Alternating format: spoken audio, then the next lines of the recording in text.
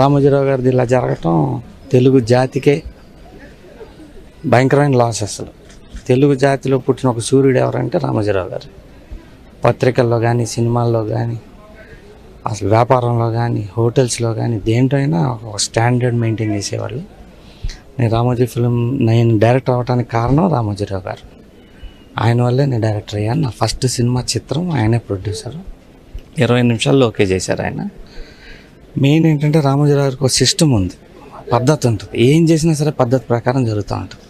ఈనాడు అవనండి, Ramoji film city అవనండి, ఏదైనా సరే మనం వెళ్తే ఆ సిస్టమ్ ఫాలో అయితే అయిపోద్ది పని. అంత పద్ధతిగా ఉండేది. అసలు ఈ లాస్ని నేను చెప్తానికి పదాలు కూడా సరిపోవు, అంత భయంకరమైన లాస్ ఇది. రాజకీయంగా లాసు, స్టేట్కి లాసు, పేపర్ జర్నలిస్టులకు లాసు, సినిమాలకి లాసు, తెలుగు భాషకే లాసు. అసలు ఈ లాస్ని మళ్ళీ పోడ్చలేం. నా టైంలో నేను చూసిన అతి గొప్ప తెలుగు వాళ్ళలో, అతి గొప్ప భారతీయుల్లో ఈయనొకడు. ఇండియాకే పెద్ద లాస్ ఇది.